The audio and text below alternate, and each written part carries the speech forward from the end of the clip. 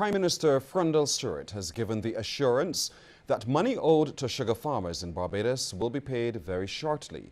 He made the comment while fielding questions at the Barbados Chamber of Commerce and Industry's first business luncheon for the year at the Barbados Hilton. Only today, sugar farmers used a paid advertisement to indicate that monies are still outstanding from last year's harvest and that the situation was threatening the start of this year's harvest. However, Prime Minister Stewart said he was in discussion with Finance Minister Chris Sinclair this morning and the situation has been dealt with. I am aware that all of the documentation needed to be signed and all the whatever has had to be executed has been executed, and that BAMC is to get the payover from, is it Answer Merchant Bank? Answer Merchant Bank, so that the farmers can get their money. So this is no longer an issue. The money is available as based on what I was told this morning. Mr. Stewart also defended government's efforts in trying to restructure the industry. He noted that government's intention is to move towards a sugar cane rather than a sugar industry. He also reflected on the history of the sector, noting that it has traditionally been spearheaded by the private sector and not government. I like the approach. I like the approach of putting the government in the dock for how it has looked after the industry between 1992 and 2014, while those who managed it from 1640 to 1992 now go free. I like that idea. Meanwhile, the Prime Minister pulled no punches today as he tackled wide-ranging issues facing the country and the economy. Ryan Broom has that story. Addressing a packed dining hall that included government ministers and the who's who in the business community, Prime Minister Stewart knocked what he described as a loss of confidence frenzy. He said the 19-month program being undertaken by government is yielding results. On present indications, the program is working, and by the end of the fiscal year, we would have achieved a reduction of the deficit by between 5.3 and 5.6% of GDP for the year 2014-2015. The stabilization program has been extended for 1 year, by the end of which, all things being equal, we should have arrived at an eminently more manageable fiscal situation. The Prime Minister says while some people have continued to speak about a lack of confidence, several projects earmarked for this year and next year suggest otherwise. He put the now open Sandals Barbados Resort at the top of the list. There is also the redevelopment at a cost of $20 million of Sandy Beach Hotel at Worthing, Christchurch, which, subject to all the necessary approvals, should start in the first quarter of the year and account for an additional 120 rooms. Also on the cards is a downtown Hyatt Hotel at Bay Street at a cost of $100 million and accounting for a further 190 rooms. And subject to all approvals being secured, this project is scheduled to start in the month of June. In addition, he says the $70 million Settlers Beach project will start by April.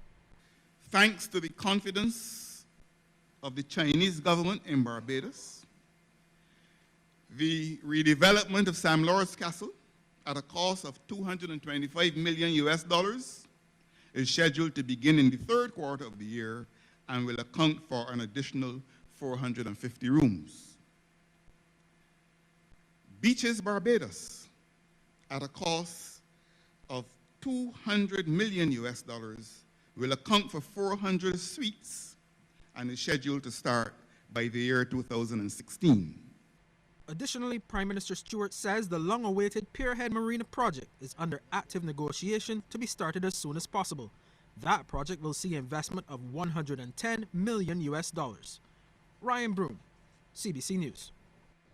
A significant day for the tourism sector in Barbados as the country welcomed a new Sandals hotel and with it an additional 280 rooms. We get more in this report. The world-renowned hotel chain said Barbadians would get a new Sandals product by January 28th, and it has made good on that promise.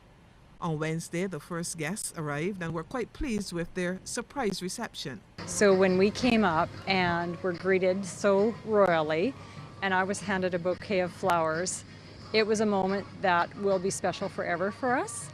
And the staff at the property of Sandals here has been so inviting and so welcoming to us. Good rum. General Manager Joseph Zellner says it has been a positive start after 9 months of construction and $65 million of investments. It's been fantastic. The first guests have arrived and they have seen what we have done. They absolutely love it. Sentiments echoed by Regional Manager Andre Dan-Paul, who described Barbadians as being largely responsible for achieving the results. We've been in business for 34 years, and this has been our best opening ever. So I just want to congratulate everyone. It's a great feeling. We promised the world that we'll open, and the people of Barbados, and we've opened. And everything's working. All the restaurants are open, bars. There's pool in the water, I'm sure you've seen. The spa, the gym, the photo shop, island routes. More than likely we'll send excursions out tomorrow. So already the people here will be getting some money. He's also happy with the new hotel's complement of staff. I've been commenting to the food and beverage director, the exec housekeeper, the GM, everyone. They're amazing. Our training department has done a very good job as well, led by Ryan Matthew.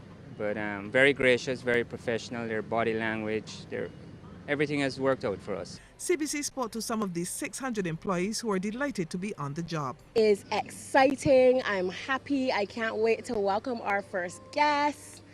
There are no words to explain how I feel. And the energy around the hotel, it's just hype. It's been an amazing experience. Coming from working previously with them, I'm telling you, it's been amazing. It's been great. I'm thoroughly enjoying myself. I love my teammates. It's been a great time so far, and the opening today has been amazing. It's a blessing. Yeah, and it's an experience as well to see the first guests arriving and being at Sandals Resort, and then seeing the smile on their face is put a smile on your face. So it's lovely. I like it. I feel so great. It's a great occasion, you know. Words cannot even describe how great to be at Sandals. To be working for Sandals is a privilege beyond privileges. We are extremely excited that the hotel is finally up and running. Very excited to sell our tours. We have 17 and we're going to show the guests the whole island, land and sea. It's expected that the hotel will be close to being fully booked within the next 2 weeks. Michelle Arthur, CBC News. The National Cultural Foundation will be producing one mega cavalcade this year. Although there is the possibility that more can be held, it will depend on adequate sponsorship. And it's for this reason that Culture Minister Stephen Lashley says the time has come for a national discussion to ensure that the festival is properly funded every year. He was speaking during the breakfast launch of Crop Over 2015 at the presidential suite of the Kensington Oval this morning. Cost constraints over the years have forced the NCF to continuously reduce the number of cavalcades from one in every parish to only 2 last year. Now this year, the NCF will be producing just one. The mega cavalcade will be held on Friday, May 29th at the Valerie Playing Field in Britons Hill, St. Michael. Mr. Lashley says this is why private sector investment is critical to the festival. Central bank figures suggest that the festival generates $55 million in economic activity every year. The Culture Minister says there must be a mechanism for funding Crop Over as several sectors in the economy continue to benefit from it. He says this will call for discussion among the stakeholders. Since Crop Over positively impacts tourism arrivals, create increased employment opportunities and provide a stimulus to the Barbados economy among other benefits, I believe that there must be a mechanism to ensure that the National Culture Foundation, as the executing agency for the festival, has greater access to greater financial resources, in addition, of course, to what is obtained every year from the private sector sponsorship. During this morning's launch, Mr. Lashley said that following last year's successful staging of the Pick of the Crop finals and 4-day morning jump up, both events will also be held separately this year. NCF, working with its partners, have looked at this change, and it has been very highly recommended that we stick to what the divine ordinance has done by carving out separate days for these events. I think that it worked beautifully, don't you agree? Last year. And guess what? You know, usually when something works beautifully in crop over and the people have endorsed it, we give our stamp of approval. And therefore, due to the overwhelming response of 2014, 4-day morning now has its own day on Friday, and the Pick of the Crop final will remain on the new day, Saturday. The NCF will also be outsourcing 2 major events, Kahoblapot and the Gospel Concert, to private promoters. The contractual arrangements will be put in place to ensure that once you have agreed to stage the events, that the events are staged and that the quality of the events are protected as well. As for having a later start for the Party Monarch and Sweet Soccer competitions, Mr. Lashley says he is in favor of it, as the artists will benefit from the use of lighting and other special effects. He, however, made it clear that this will call for some level of discussion among the stakeholders before any decision is made. Lisa Lord, CBC News. Straight ahead, the acting police commissioner talks about the investigations into some of his officers. But first, we'd like to get your take on this question. Should there be a national discussion on the funding of crop over? Text yes or no to the short code 8111. We'll share the results at the end of the news.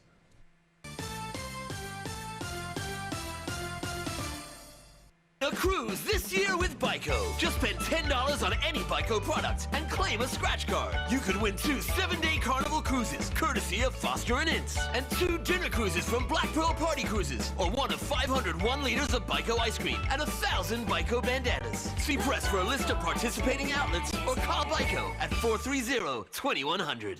You just got into a car accident. Now you have to fix it and you don't have a cent. Don't worry, be happy. Your home got flooded out and you've lost it all, and chances to recover start to look very small. Don't worry, be happy. Want to live the worry-free life today? Call us at Beacon or log on to beacon.co.tt. Beacon Insurance, switched on. Sandals, sandals, sandals galore. Megville gives you ladies sandals for this week only. Monday to Saturday, any pair of sandals for only $25. So go to Megville on Tudor Street, High Street and Palmetto Street for any pair of sandals for only $25. This week only, Monday to Saturday.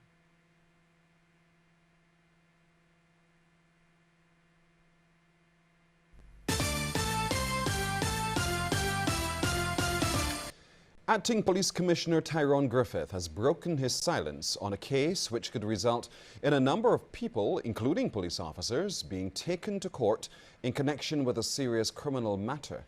He spoke about the issue as he addressed scores of senior officers gathered at Solidarity House for the Police Annual Conference 2015. It was under the theme Collaboration, Communication and Partnership, Building Imperative for Community Regeneration. Shane Seeley was there. Most of you are aware of an ongoing investigation into a serious criminal matter involving members of the force. I can't say several members of the media, they seem to know more than us. But these investigations are still delicately poised, and I would not want to say very much more on the specifics of this matter. Acting Police Commissioner Tyrone Griffith, they're not going into too much detail about that ongoing investigation where a number of people, including police officers, could be charged in connection with a serious criminal matter. Now that situation has prompted him to make what is another appeal to law enforcement officials to stop the corruption and help to weed out the bad cops from within the ranks of the force. Now, when approached by the media after the opening of the conference, the commissioner admitted that the matter is having some impact on the force and its officers. Obviously, it must have some effect on the management of the course. It involves members of the force, so it must have some effect. But at the same time, we are doing our best to make sure that, one, the organization keeps its head above the water and that the country remains a safe and secure place. Also at the conference, it was revealed that government has given the green light for a $76 million capital works program to construct new police stations and civic centers this year. According to the Acting Attorney General Michael Lashley, the package includes the construction of a new police headquarters in the Pine, St. Michael. It is anticipated that work will begin within the first half of 2015 with the construction of Hastings and Worthing Police Station. Later in the year, work will commence on King Garden Police Station. Design drawings are also being done for a new headquarters building at the Pine, St. Michael. The Police Annual Conference 2015 continues tomorrow at Solidarity House. Shane Seeley, CBC News. Police continue their search for the man believed to have robbed the Blackrock St. Michael branch of Scotiabank yesterday. Police Public Relations Officer, Acting Assistant Superintendent David Welch, says an armed masked man entered the building and made off with an undisclosed sum of money around 10 minutes after 10. He says the man escaped towards the Deacons Road area. The Acting Assistant Superintendent has appealed to anyone who may have information that can assist the police with the investigation to contact the nearest police station. Meanwhile, management of Scotiabank Blackrock says it is looking after the well-being of those who were affected by yesterday's robbery. The bank, through a release, said it is cooperating fully with the police. They reopened from 10 this morning. Attorney General Adriel Brathwaite is seriously concerned about the number of young people involved in crime. He made the comments in the lower chamber while leading off debate on the Offences Against the Person Amendment Bill 2014. One troubling thing that we've noted is the number of, is the age that in fact a significant number of perpetrators and victims are relatively young people between the ages of 20 and 39. And certainly if I took that up to 40, then it becomes even more troubling, because what the statistics are showing is that we're losing a lot of young people to homicides, and we know that these are crimes that in fact that could be avoided, and ours is a responsibility to take whatever action is required to reduce the number of homicides yearly. Mr. Brathwaite says the influence of the street culture and illegal trade are of concern to government, since it's resulting in the incarceration of valuable members of our society whose lives need to be channeled in a positive direction. The issue of the illegal drug trade is something that troubles us. We know, based on what's not only happening in Barbados, but we know based on experiences in other parts of the world, that in fact with the drug trade has come an increase in firearms, an increase in violence, an increase in corruption, and what I am saying is that in fact that we do, based on the research that we have seen some link between the illegal drug trade and also one or two homicides that we are experiencing over the last couple of years. Minister of Health John Boyce is taking a new healthcare financing program to Cabinet. However, he is calling for the public of Barbados and medical professionals to lend a hand in putting forward ideas. Very soon we will be at the ministry, we'll be taking a paper to the ministry, to the Cabinet of Barbados for approval, seeking approval to initiate the national debate discussion on healthcare financing. Of course, we want to be sure that we can guarantee health care to all Barbadians, and therefore we want to hear as much as we can from the public of Barbados and the experts in the sector in respect to the development of our health care, a new health care financing program. The Barbados Port Incorporated is in debt to the tune of about $40 million, and the situation is so urgent that government is moving full steam ahead to make broad corrective measures. Parliamentary Secretary in the Ministry of Tourism and International Transport, Senator Irene Sandiford-Garner, indicated this financial situation is not sustainable. She was speaking in the upper house of the Barbados Port Inc. Transfer of Management and Vesting of Assets Management Amendment Bill